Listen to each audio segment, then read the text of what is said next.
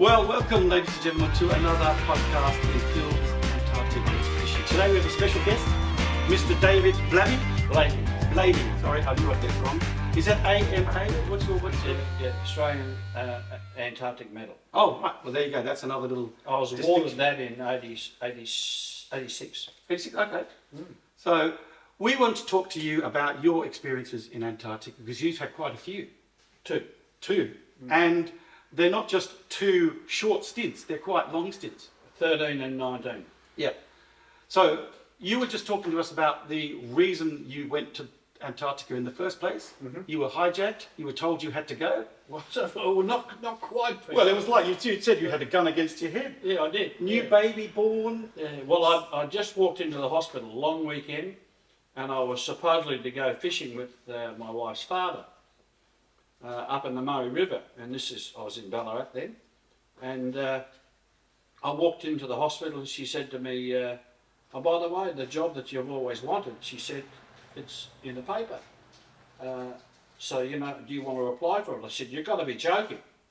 I thought so. I've just got a newborn baby, and I'm not even going fishing. She said, yes, you are. You promised Dad you're going fishing, so you go fishing. So I went fishing. I came back and went in on the Monday to see my 3-day-old baby, and there's the application already filled out for me. It's quite a detailed one, isn't it? Absolutely. And all I had to do was basically sign it and check it. And she handed it to me, and I said, well, hang on, what's going on here? Applied for the Antarctic, she said, because you're not going to hold a gun against my head. Yeah. Right? So I signed the bloody thing, posted it off thinking, oh, well, that's the last I'm going to hear of that. Well, lo and behold, that was not the last. Oh. That was the beginning of my life in the Antarctic. It's funny how you sort of send these things off, Yeah. and then, I'll never get anything like that, Yeah. I think we talked to Ron Wiggins, and he was up in the Pilbara, Yeah. and he sent one off and thought, nah. So you've got yours, you're from Victoria, Yeah. and you got the reply pretty quickly. Oh, it was a couple of months. It was a couple of months, and I had to go down to Melbourne for an interview. And I went for an interview, and That's to make sure you're not crazy. well, Because that's what they certainly checked that. I mean, it's a pretty intense interview. I can remember taking around about 4 hours paperwork from a psychological point of view. Yeah. You had to answer a whole heap of questions, and you had to write a bit of a biography about yourself, And it's pretty hard to write a biography about yourself without bragging. And they ask all these bloody questions, but they ask them in different ways so that you can't sort of cheat. And then you spend quite some time with the head shrinker.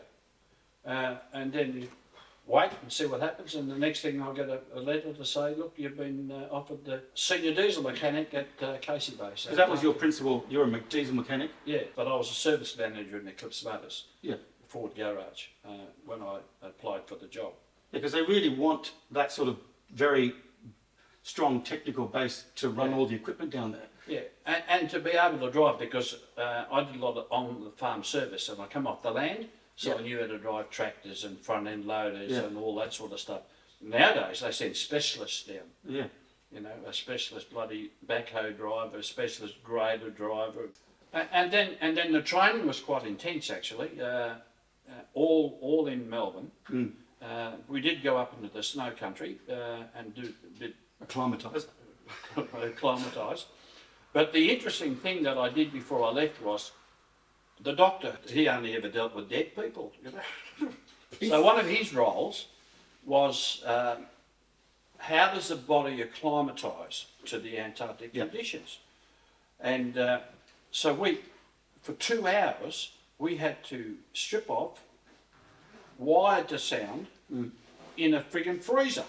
Oh, okay. At 0 degrees for 2 hours. Okay. And we did that on several occasions before we went down to get all our vital statistics. Kick himself. And Dr. Bodie was his name. I'll tell you, he was a bloody character.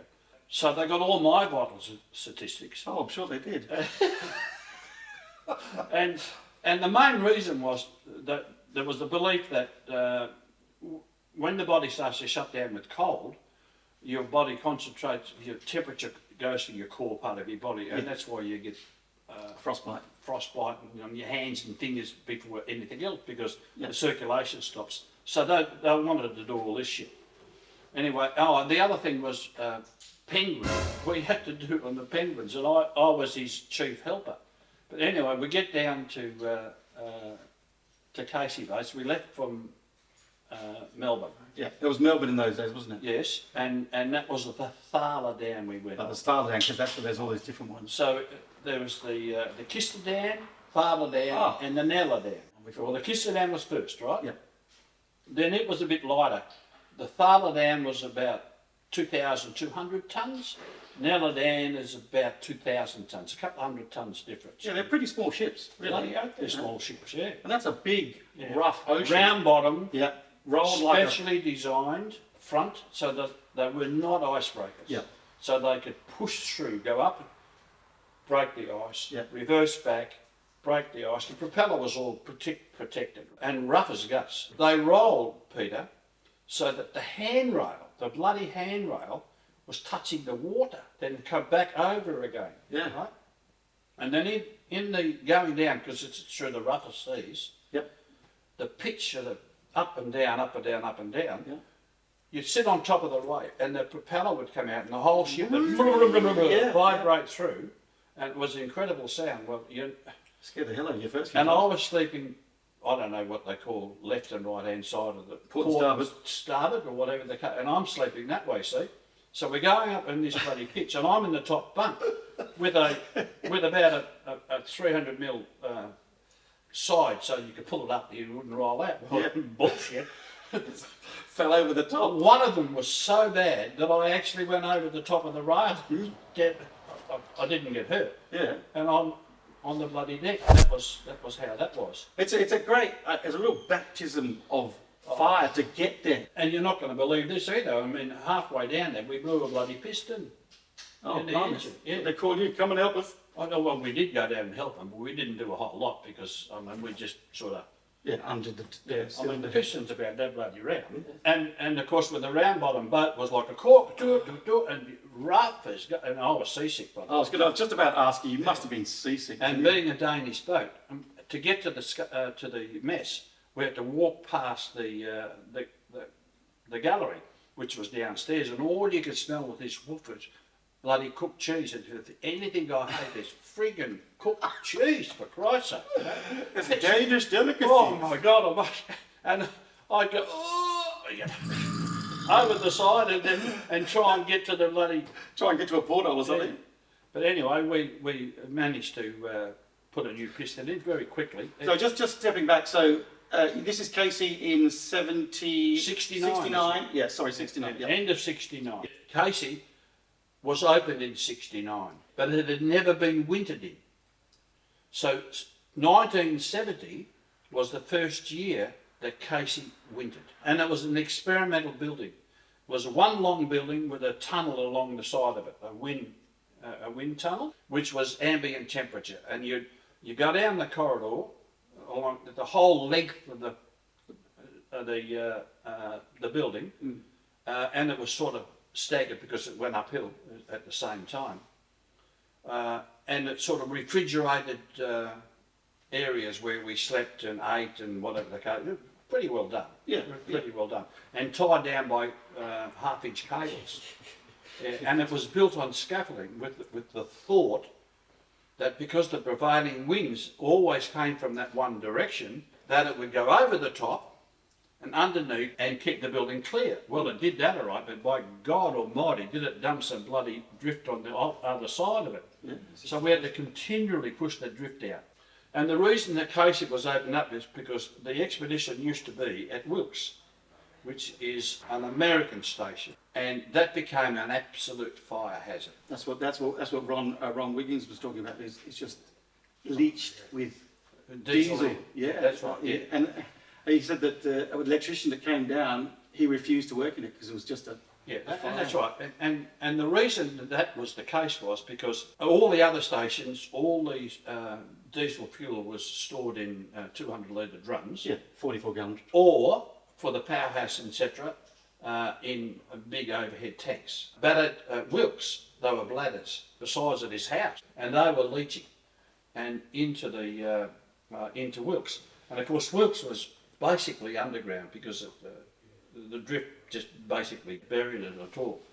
And so that was the reason they went to Casey. But they have everything. Apparently the American bases have everything. Absolutely. Wall-to-wall Yeah. things. Well, I'm not sure whether you know, Peter, but the amount of food that goes down to the Antarctic, I don't know whether that's the case now, but in our case, particularly at Mawson, 10 years later, there was always 5 years supply of food. Every year they'd take year 5 food and back to Australia. Yeah, because you literally have to prepare for any kind of contingency because of, if you get a bad winter or a lot, And the boats can't get in. You can't get in. Because you're the diesel person, things break down all the time. Yeah. So every year you would overhaul.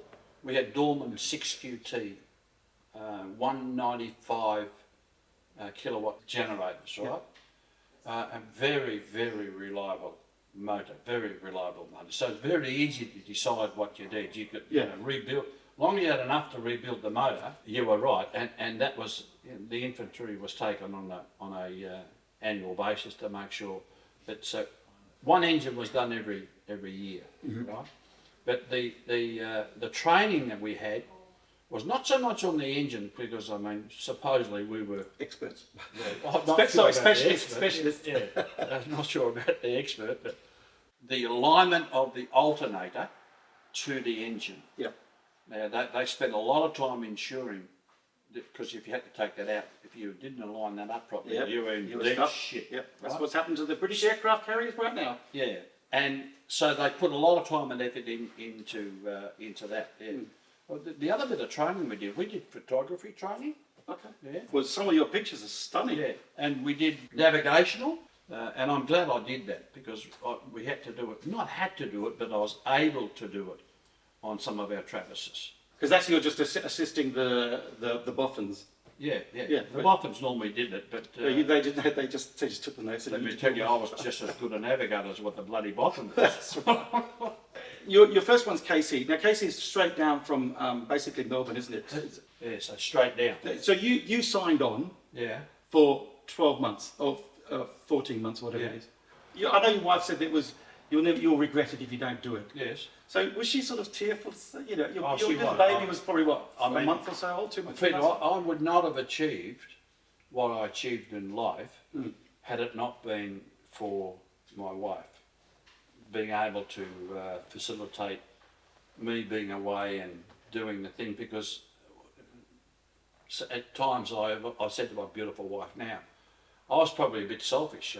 Life was about me. Right? Yeah. Well, I mean, you take expeditioners, that's what it is. I mean, at the end of the day, it's not about what's back home. You think about what's back home. Yeah. Think about what you're doing, what you want to be doing. All And the it's time, right here, right now. It's a bit bloody selfish. But anyway, I'm glad I did it. And as it turned out, without a doubt, except for being away from home, best year of my life. Best year. It taught me so much about me. Yep. What I am as a person, how to get the best out of me, but above all, how to get the best out of other individuals as well. Yeah. And there was 21 of us on the station, Peter, and we were 21 novices. Yeah.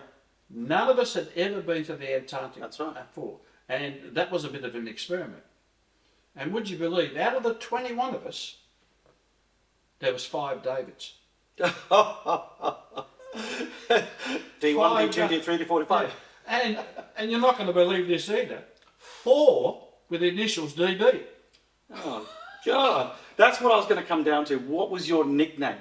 Because Phil's nickname was Peach. Mine was David at Casey.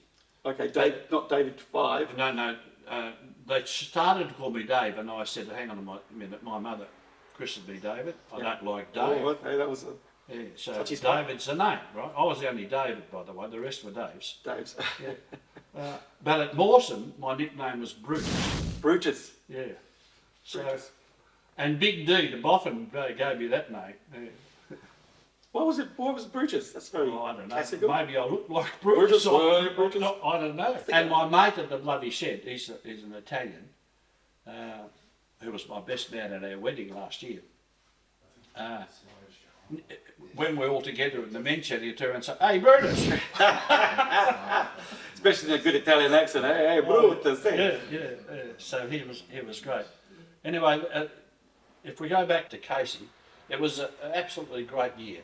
The reason that we were down there for was to actually map and navigate in 10 nautical mile grids.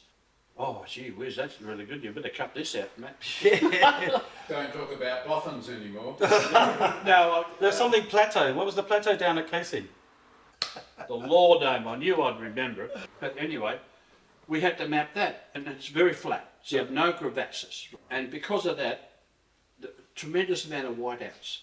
So they, year after year after year, they had significant problems in navigating the grids. And me coming off the land, I said, well, hang on a minute. Why?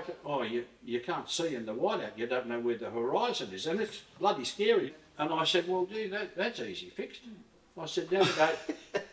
Navigate from behind. What do you mean navigate from behind? I said, let's put a truck mirror in the front, and let's put a truck mirror on the top of the nodwell.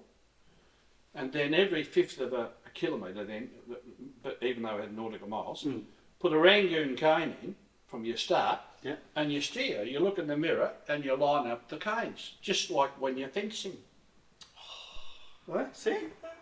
That should have been copyrighted, as your Yeah, but it was innovation. Yeah, but it was simple shit, Yeah. Anyway, and there's some really good photos that Phil will find in when he takes the USB, and you just navigate. And then we had a novel coming behind, pull every kilometre. So we had 5 bits for the kilometre, and you always had to have 2 or 3 canes left, so you could make sure you're right. Yeah. And that's how we did it. White out or not made no bloody difference. Oh. So we'd put a what they call a snow pole, which was yellow, black, and red. Drill an ice core in, put the snow pole in, put one, take off, put another one in, square out. Yeah, and the furthest that we were out, was about 500 metres. Okay, that's 10 kilometres. Yeah. That's amazing. That's almost a GPS accuracy. Yeah. Just by lining it like a fence. Yeah. But as soon as we were able to, we would do a fix with the theodolite, a star fix or a sun fix or whatever the case may be, to make sure we're basically in the area we're supposed to be in the area. And we mapped kilometres and kilometres of it. That seems to be be the most that any expedition had ever done. So you were actually travelling in with a bulldozer, travelling all your stuff? Just 2 novels. 2 novels. Well, what's a novel? Nodwell. Nodwell. It's an enclosed vehicle, tracked vehicle. Yeah. You'll see the slide anyway. Yeah. And you're just out there, just. Yeah. And we did have a tractor that would have the fuel, etc., at the point. Yeah. But then we do then that. Move on to the next one. Move on to the next one. And we sleep in the Nodwell. They were diesel, right? Yeah. But in the really, really cold weather, we ran on aviation turbine kerosene in the diesel. On the diesels? Yeah. So we had GM motors, and the motor they put in those Nodwells was terrible. They had a top speed of around 12 to 15 kilometres an hour, really fast. That's slower than they had a 5-speed gearbox. 5? 5-speed gearbox with a 3-speed gearbox behind. Yeah. Right? So you had 15 Fords, right? Going. Yeah. And so you had to change twice. Clutch, but you had the steering wheel, and it had an Oliver dip, just like a dozer. Yeah. Right? So you had your sticks, right? Yeah, so you just. And we had a mirror that we looked in and looked out, right? But they were pretty smooth to ride in, but we had a lot of trouble with the grouser bars, and I was forever welding the fucking things, That's all right. It's your podcast. It's okay. You can put bleeps in. So you have to be a self-contained little unit, though. When you're offered those sort of. You've got to be quite innovative in the Antarctic because you don't have a corner store. So we had our own machines, and we made a whole lot of parts. As an example, at Mawson Base, They had the turbochargers to go on the D5 tractors. We only had D4s at Casey, right? And they were the early model D4s. And you had a pilot engine, a petrol pilot engine. That you'd start the pilot engine first, which would warm up the main engine, right? And you had to dilute, because of the oils in those days, we had to dilute the engine oil with aviation turbine kerosene. I was just going to ask you about the sort of mixes you made up in those sort of diesel combinations to make it work. If you got it a bit sloppy, you just drop the plug out, drop a bit of oil out, and put the oil back in as the engine's running. Yeah. And they were tough days. Yeah. They were tough. I mean, the clothing is different to the clothing today.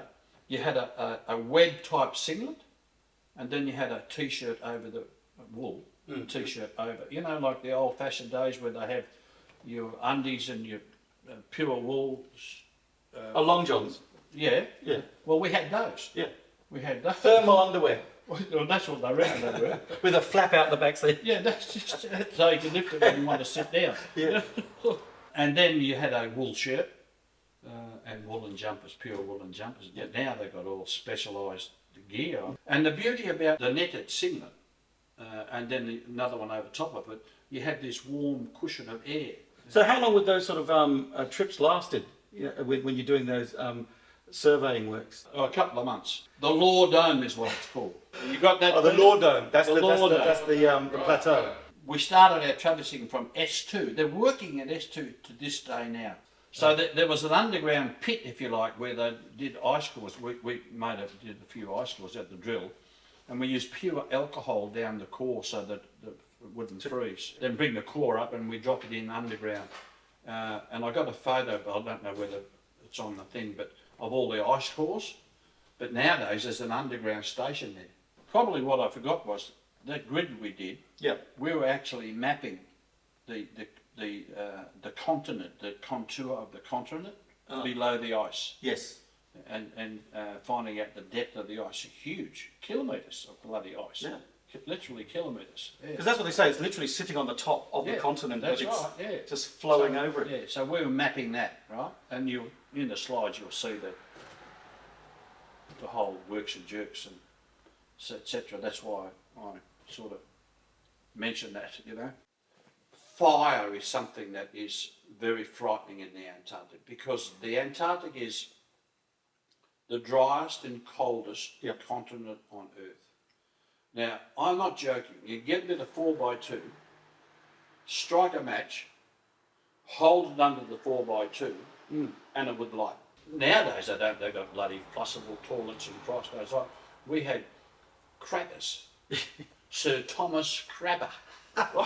It was his real name. That's his real name. That's his real name. Yeah. We've gone into a lot of detail on that in another podcast. Have you? Yeah. Yeah. So When was what was your round? What was your day to do the loop? Oh, it was all you were rostered. Yes. You were Oh, the night rostered, watch? yeah. But I tell you what, you used to get really pissed off with some of those guys, because we had a trough, right, that you had to leak into. Yep. So pee into. Leak Leak into, yeah. whatever, and that would go out of pipe, which was heated, and then we would doze it away, you know. Yeah. It was yellow streak. Yeah. But the bastards would piss in the bloody crapper, and you try and light it, you know, and that's where they used to get a lot of the problem, because the guys would put bloody aviation turbine kerosene down, or kerosene, or sometimes petrol, you know, not petrol if you could help it. Yeah, You know? that goes boom. Throw a bloody match in and shit, the whole No. crapper would, The the whole bloody crapper would explode, you know. And that did happen once, you know. And you're not going to believe this. Guess who was it? A boffin. I don't believe Of it. course. Oh, absolutely. They're always. No, What's no. this, boy? Yeah. They're only Anyway, so you actually had to burn the crap, right? Yeah. And if it was set right, it was like a bloody American teapot, you know, tent, you know. Yeah. And you'd light that, but they worked really well. They really did. But it was tremendous, because you'd have a crapper being burnt, and you'd go in there to sit down and have a crap, and it's beautiful and warm inside. It was lovely, you know. And you'd stay there you know, you're reading a book basically, sitting on the crabber because there's a couple of mean birds. But I think most of them down there are. You read porn magazines. yeah, lucky there weren't any cameras. True. Well, that's what we thought. That was found was interesting is the things that you find when you're working in a base like Mawson. You know, people just dig up old motorbikes in the snow and funny little things that people have brought down over years, and mechanics and people like that to spend the whole evening. Well, we dismantled a Volkswagen before we went to Mawson, Yeah. and we took that down, and we rebuilt it, right, as a safari vehicle, right. But we did find a Jeep in the tip, Peter, that we rebuilt and made that into a. Well, that's what safari. Phil said he was using the Jeep. We used that Jeep. He used it in And 76. we built that bloody thing, you know. That's a Willie Jeep for Yeah. the American one. Yeah. Yeah. That's what I'm saying. It's just amazing. It's just there must be so much junk Yeah. in there somewhere. That you And can't we see. had ice spikes on it, and I took the tyres off and drilled in bolts Oh yeah. So in the spikes. tyre, put a sleeve in it, right, put it back on. My good, because she grabbed on that ice. It was tremendous, yeah. But we used to make a ramp, fly up on the ramp, and see how far the bloody vehicle could go, you know. I mean, we were crazy. Oh, we it'd were be freaking good old crazy, days. Not like us. yeah. So And- did you do the winter solstice race?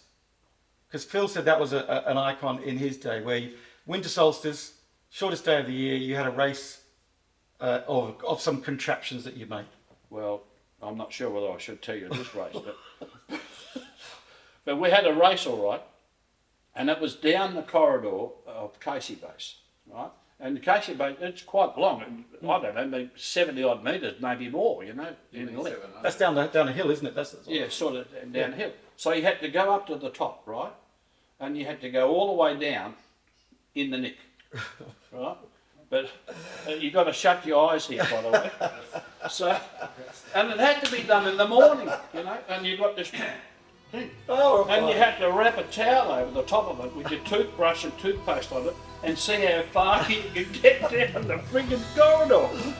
Well, you sort of fell off. I bet you cut that out. No, that's staying in. Sorry. I Phil could do a cartoon adventure Oh, about no, no. doing an There's a little car.